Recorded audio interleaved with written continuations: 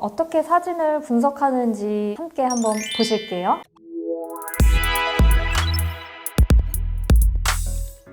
쉐이드 가이드 넘버가 오른쪽에서부터 NW0.5, A1, A2, A3, 3.5예요. 제가 임상에서 실제로 어떻게 사진을 분석하는지 보여드릴게요. 제작해야 되는 치아가 바로 이 측절치입니다. 측절치랑 진료실에서 가장 비슷해 보이는 쉐이드 가이드를 가깝게 놓게 찍었고요. 그래서 여기서 확인하셔야 되는 거는 수복해야 되는 보철물의 명도가 뭔지를 확인해 보시려면 저는 맥북을 사용을 하고 있고요.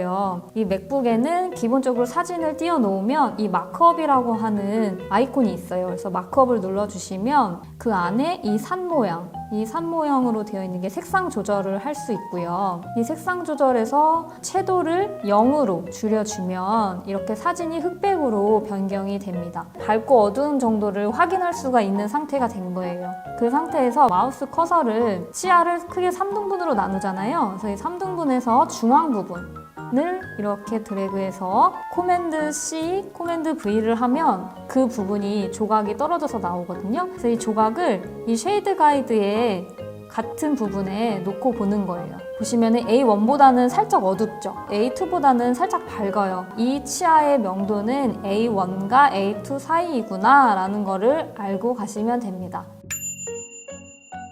그러면 좀 더 팁을 드리자면 이렇게 A1과 A2 사이에 있는 치아를 재현을 할 때에는 덴틴 파우더를 뭘 선택을 해야 될까요? 저 같은 경우에는 이제 A1을 선택을 하고 있습니다. A1을 선택하는 이유는 치아는 점점 파우더를 섞어서 올릴수록 명도가 떨어지거든요. 내부 스테인을 하면 금속 산화물이기 때문에 명도가 더 떨어져요. 한 단계나 0.5단계 밝은 명도를 가지고 있는 파우더를 빌드업해서 시작해 나가시면 더 유리해요. 이 명도가 어두운 거를 밝게 만드는 거는 굉장히 어렵거든요. 최종적으로 A2가 목표이면 A3로 완성이 된 보철물을 A2로 만드는 거는 어려워요. 하지만 A1의 밝기를 가지고 있는 보철물을 A2로 만드는 거는 그보다는 수월합니다. 항상 보철물을 제작을 하실 때에는 기본 덴틴 파우더는 0.5단계 밝은 파우더를 사용하시는 게 수월하고 좀 더 성공적인 보철물을 제작을 하실 수 있습니다.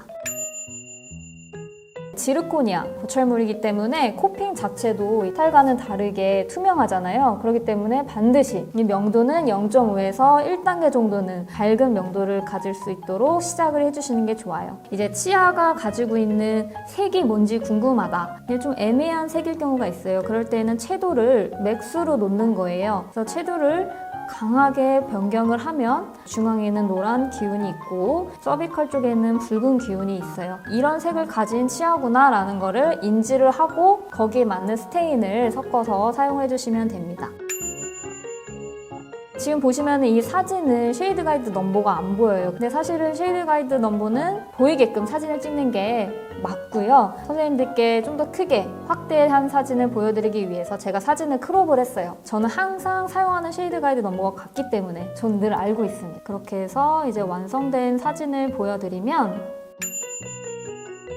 12번을 수복을 해야 되는 경우였고 수복이 완성된 사진은 이렇습니다. 제가 말씀드린 방법대로 사진을 통해서 채도를 변경을 해서 내가 수복해야 되는 자연체가 가지고 있는 명도를 확인하실 수 있고요. 그 다음에 색도 확인하실 수 있습니다. 지금 제가 보여드린 프로그램은 따로 특별한 프로그램을 제가 설치한 게 아니고요. 기본적으로 가지고 있는 사진 띄워놓으면 생기는 폴더를 이용해서 분석을 했어요. 마찬가지로 윈도우즈도 똑같은 게 있습니다. 미디어라고 하는 사진을 띄우면 바로 또 조절할 수가 있는 게 있어요, 폴더가. 그래서 그런 아이콘을 이용해서 사진을 분석해서 작업을 해주시면 좋을 것 같아요. 이렇게 해서 제가 분석하는 것까지 말씀을 드렸습니다.